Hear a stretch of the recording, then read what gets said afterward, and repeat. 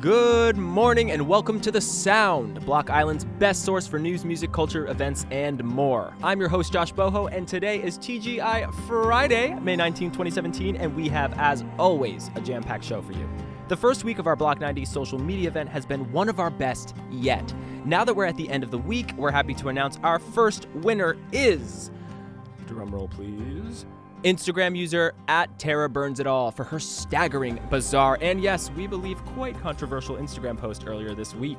Watch it for yourselves, folks. Check out the link on the Sound's Twitter feed as well as our website homepage. @TaraBurnsItAll, you certainly know how to capture just how unique our little island is. In other news, speaking of Tara Burns, protect your skin this summer, folks. There is a massive skin... What you just heard was an intro from the show back in May. 5 days before the Shenandoah incident. The Block 90 social media campaign was pretty successful in its 3-year run. Islanders love to share how quirky their home is. It's also a big draw for tourists who like to feel like they're part of the community. Not that they aren't, but, well, if you live on the island, you know what I mean. Block 90 started on May 15th, and everyone working on the show is expected to review submissions on social media to pick the week's winner. It's fun for about 10 minutes before you start to see most of the same iterations of things. A selfie with drinks by the water, check. Videos of bike rides through town, check. Those kinds of things. It was in the early hours of Tuesday, May 16th, that we received a pretty baffling submission. Though now in retrospect, it may make more sense than we originally thought. It was myself and our interns, Dimitri and Kelly, looking through the first day's submissions. We were overtired and about to take a pause and continue the next day when Dimitri called us over to look at an Instagram story posted at 1:11 a.m. It was from Instagram user @TaraBurnsItAll, who has been identified as Tara Burns, a teenager living on the island with her family. She has a considerable following on Instagram, a kind of pseudo-influencer, documenting large parts of her adolescent life on social media for her 7K or so followers, mostly other teens and tweens. Tara's family has a large home on the water in a suburban cul-de-sac. Most of her content consists of her flexing some of her family's wealth, vlogging teen issues and problems, yada yada. I guess it works. I certainly don't have 7,000 Instagram followers. I have permission from Tara and her family to share her story. Here's the audio from Tara's first Instagram story post from May 16th. There are many, many posts, so I'll try to include the most compelling here. Hey guys, it's currently after midnight and I'm kind of freaked out. I just woke up and literally, first of all, I can see my breath right now in my room. Oh my god. So I woke up and noticed my room is super cold, like freezing, but I wanted to show what I'm seeing. Do you see my window right now? There's literal frost all over it and, hang on, it's stuck. Ugh. Oh my god. What is happening right now? Do you see this? It's snowing. Actual snow is falling right now. It's May. What the fuck? It's all over the ground. How long has it been like this? Kelly, Dimitri, and I were stunned by this first post. We were watching at 1:20 a.m., so Tara had just posted it. Or so we thought. We'll get to that later. Anyway, none of us could really say anything or really process what we were seeing. That's when Dimitri ran outside. And when he came back, flushed and out of breath, he just said, "Not snowing. It's actually muggy." We checked Tara's story again and saw multiple additional posts had been added. And not just a few either. Like, a lot. I feel like I'm still dreaming. This is insane. Like, why? Okay. I'm gonna go check it out downstairs. Only in Block Island, right, Block 90? I want to show you guys what I'm seeing. Hang on, I just need my shoes.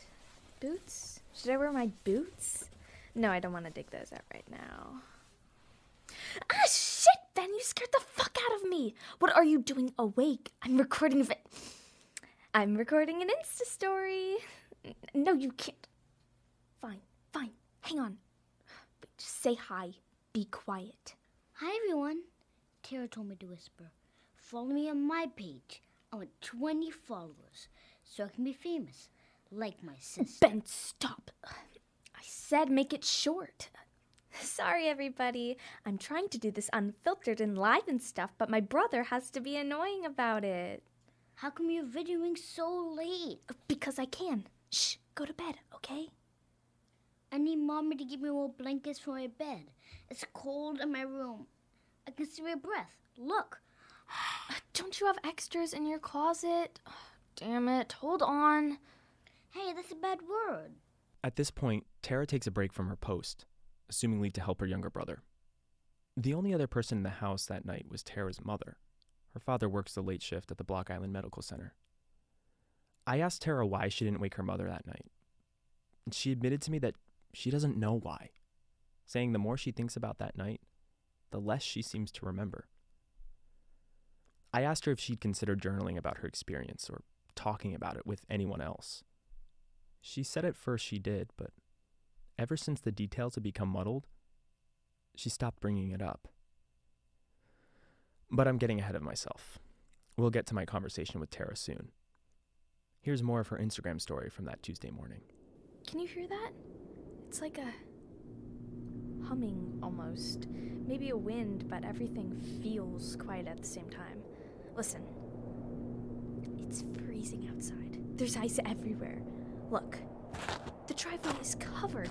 Like you could easily slip on this. I'm gonna check out the front.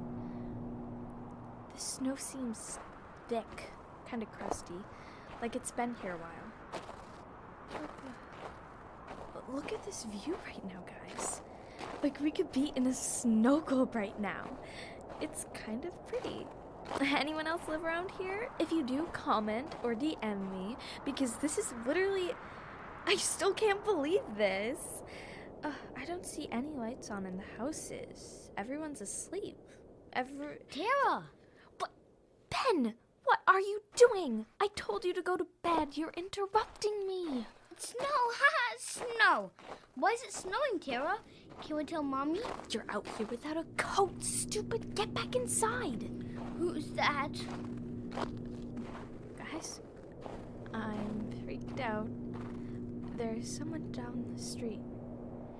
He's holding something. Tara, who is that? Shut up, Ben. Hang on. Let's go in the back, okay? Hurry up. I don't like it out now. It's okay. I want to get more stuff for my video, okay? But then we can go outside. Let's just get to the yard.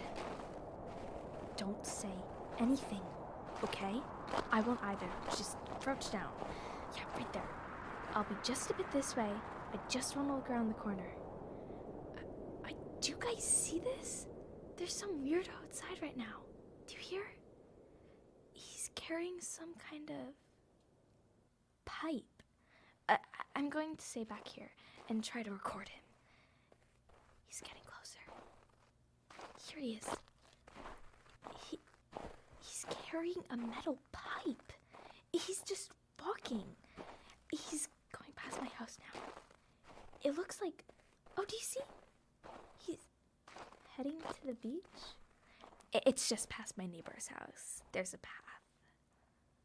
Where is he going?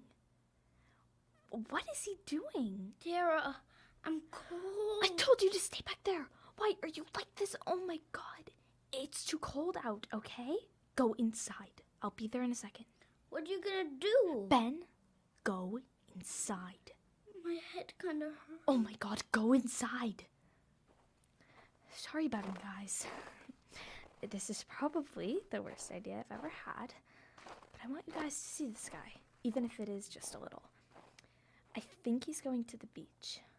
I'm gonna see if There's a dog. Look, a dog is walking past my house. It looks like it's following him. Yeah, it's following the guy. Should I go too? I'll do it for the gram, right? Okay. There are random batteries on the ground. Definitely not touching. Okay. The path. It's right ahead. He must have gone right to the beach. Maybe he's on something. My mom always saying that she sees people go on something at the beach. What do you guys think he's on? Freaking Block Island. Oh, wait. All right, I can't see him unless I go up the stairs. Hang on, let me fix the camera here. Okay, I'm doing it, y'all. I'm going up. He's still holding the pipe. What the hell is he doing? Do you guys see? I don't know if you can tell from the video. Do you guys hear? Do you notice something missing? The waves. It's just quiet. I don't think the water's moving. How can that be? The ocean can't freeze, can it? He just threw the pipe into the ocean. I don't see where it went. Oh, he sees me. He sees me. I gotta go. He's coming. He's coming. As you can imagine, this sent chills down our spines. Dimitri suggested that it was a hoax to get attention. He pointed to the fact that she was a young influencer looking to grow her followers. But Kelly and I weren't convinced, at least not yet.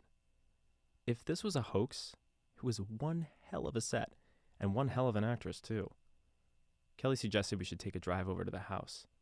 Dimitri resisted at first, thinking it inappropriate, but and in retrospect, yeah, it was a little. But we weren't going to knock on the door or anything, just check out the neighborhood. Look for the snow. But the temptation was too much. Snow on Block Island in May. Not just a light dusting, but snow and ice. We drove to the spot we were pretty sure Tara had posted from. She hadn't put a location with the post, but Kelly had grown up around the area and was pretty sure she could get us there. We were also scared shitless that the random guy on the beach was trying to hurt Tara. I flirted with the idea of calling 911, but Kelly and Dimitri told me to hold off. As it turned out, Kelly's memory wasn't all that great, and we couldn't find Tara's street, though it definitely looked like it was the right neighborhood.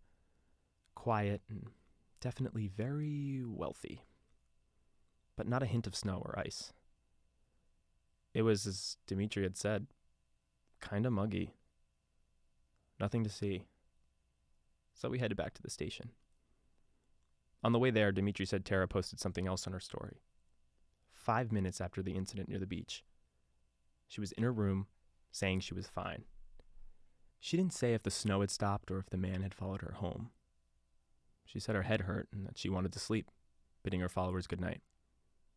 As soon as we got back to the station, Dimitri and Kelly hopped in their own cars and went home. The next day, we talked about what we saw, trying to piece together all of the bizarre strands of the logic. It wasn't until I got home myself, taking another look at Tara's post, that I noticed yet another odd thing. Tara's post had been quite long, covering at least a half-hour length of time. However, Instagram listed her entire story as only being several minutes in length, even though it was definitely posted all at the same time, live, as Tara documented what she was experiencing. Tara's story began at 1:11 a.m. That was the time on her alarm clock in the video. Now, as I looked at my own phone, Instagram indicated that it was only 7 minutes. It was well after 3 a.m. at this point. And that 7 minutes remained for the length of Tara's story, meaning that it was all posted at the same time. The math didn't add up. I wanted to chalk it up to a glitch, but given what I'd seen that night, I wasn't sure what to believe. Then 4 days later, the Shenandoah disappeared, leaving me and the rest of the island reeling with confusion. Like I mentioned earlier, I was able to connect with Tara Burns myself to talk to her about what she'd seen that early May morning. I verified with her that what she experienced had taken place over a much longer time period than 7 minutes. And it was about 10 minutes before you went downstairs? Yeah, I'm pretty sure. It was close to 1:30, but it was definitely before that. So maybe 15? So 10 to 15 minutes from when you woke up, looked outside, and decided to investigate. Yeah. There were small chunks of time I didn't record on my story because I needed to get it together. Get it together? I thought I was dreaming, to be honest. Like, it took a while before I could accept I was awake. When did you stop thinking you were dreaming for sure?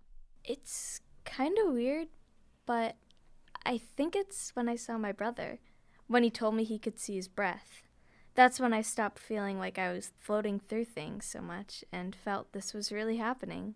Tara, how old is your brother? 6. He can be annoying, but I know he looks up to me with the Instagram followers and stuff. Did you think about waking your mom at any point? Honestly, no. Not sure why either. Like, usually in that scenario I would have, and since that night, I can't say why I never thought to wake her up. I just didn't. Were you at all afraid to go outside? No, not at first. I just wanted to show everyone what I was seeing, you know? I also thought that, Other people had seen what you did? Yeah. I mean, everyone who's seen the post, especially after you guys gave it so much attention, knows about the snow and everything. But I can't find anybody, except for my own brother, maybe that guy on the beach, who saw with their own eyes what the video caught. Yeah, the man on the beach. So, did you ever feel like that man wanted to hurt you or anyone else? No, and yes. Go on. At first, no. I just thought some weirdo had gotten wasted and was trying to kick it at the beach or something. But then I saw the dog. And what was weird about the dog is that it was sort of following the guy, but keeping its distance. Sort of like you ended up doing. Yeah, exactly. But it was a dog, so... I don't know. It just made the situation even freakier. But when I got to the top of the stairs and saw him on the beach, something felt different. Different? Well, there was this, I guess, humming noise. I thought it was a plane nearby or something similar, but the sky showed no signs of anything except for the snow. And the humming sounded far away and close at the same time. Lots of conflicting descriptions here. I know, I'm sorry. I promise I'm not trying to screw with you. No worries. I don't believe you are. I saw the post, remember? Yeah. Well, other than the humming noise, I started to get this headache. Tara, you okay? Yeah, I'm fine. I just didn't remember that until now. The headache. Actually, it got pretty bad. It started when I was watching the guy by the water. The frozen water, right? Frozen or just unmoving. I don't know if there's a difference. I think there is. I do too. My head started to hurt, and then the guy threw that pipe in the water and it... I mean, I expected it to hit the surface or something. Maybe bounce a little because the waves definitely weren't moving. It almost looked like a sculpture of water, but not the water itself. But it was hard to see exactly. But instead of it hitting anything, the pipe just sort of went through. Then it was gone. No sound, no bouncing, just gone. It just disappeared? Yep. Then my headache got worse. That's when the guy turned around. Is that when you felt like he wanted to hurt you? Actually, I don't think hurt is the word. Go on. Hang on, I'm trying to remember. You forgot this too? No. I mean, yeah, I guess. It doesn't feel like forgetting, though. More like I just haven't thought of it. Like the details. And now it feels like they're all slowly coming back. Anyway, yeah. So the guy turns around, looks at me. My head hurts bad.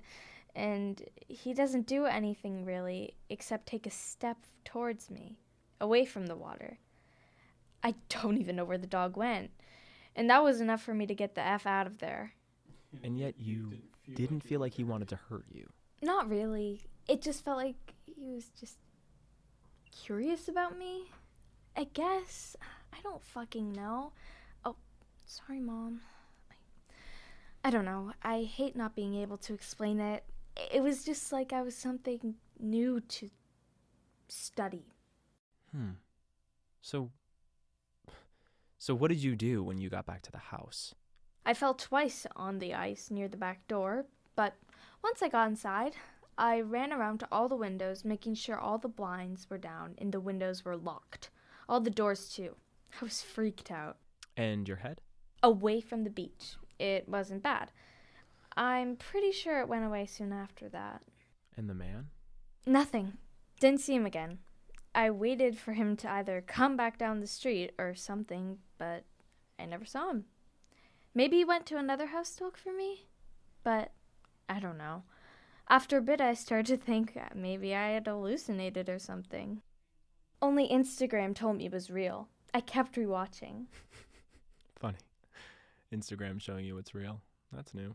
Yeah, I guess. How did you even sleep after that? I mean, your last post that night. Oh, yeah. Well, first, because I'm a great big sister, I checked on Ben. Then I went to my room and just got super tired. Like I had run a marathon or something. Huh. When I got to my bed, it got even stronger. So I said my goodbyes to my followers and pretty much died after that. What about the next morning? Did you remember everything or? Definitely. Ben couldn't stop talking to my mom about it.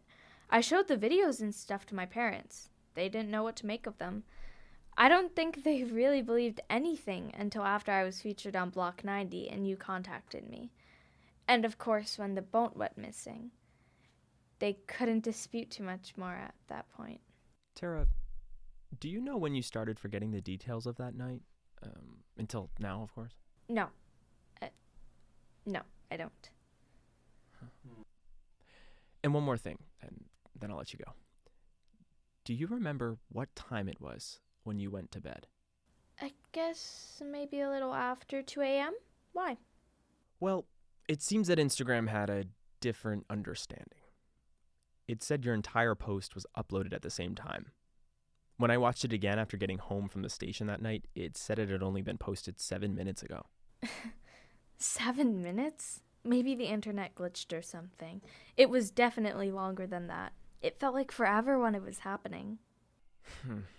More questions needing more answers. Well, thanks so much, Tara, for taking the time to talk to me. And congrats on getting to 12K followers. No problem. Thanks for listening. 7 minutes. I'm not sure why I'm so hung up on the time discrepancy. Tara, like so many others, suggested an internet glitch or issue with the app. But it didn't make sense to me. Something felt very off about the whole thing. Tara's experience, I guess, calling it ordeal feels too sinister and observation way too casual, lasted at least 45 minutes in time. Most of it uploaded online, in real time as events unfolded. I couldn't figure out why it was framed on social media as having taken place in a much, much shorter period of time. Of course, there were other mysteries, other bizarre elements in Tara's story. At least some answers have come to light. The man on the beach, as I'm sure you've pieced together, was John Ojello. I had spoken with his wife Marion about a week and a half before speaking with Tara. Neither Marion nor John know about his sighting on Tara's street that morning. And I'm not sure they should know. Who am I to withhold facts now? Especially when there are so few to go around. What use are gatekeepers now? There are some who still think Tara Burns is a con artist, a master of bullshit, 14-year-old queen of deception who constructed a pro-level movie set and put on a grandiose performance to gain followers. But those naysayers didn't know of the other strange submissions to Block 90 we got that summer. They ignored the signs around them. The cold, the missing things, the sleepwalkers. To my knowledge, Ojello was the first, but far, far, far from the last. If you think this is all bullshit, fine. You're entitled to think so. But if you have a gut feeling, just the tiniest of inklings that there's something to uncover here, there's a winding path before you. That, and an Instagram profile you should follow.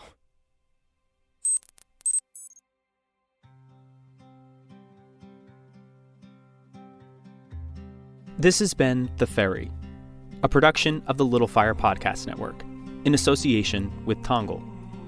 The Ferry is edited by Seth Marquis. Sound recording by Jared Mann and Aaron Miller.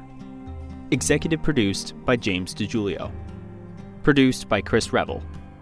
Written by Aiden LaLiberty and Raz Cunningham. If you want to learn more about Tongal and the creative opportunities available, visit tongal.com for more information.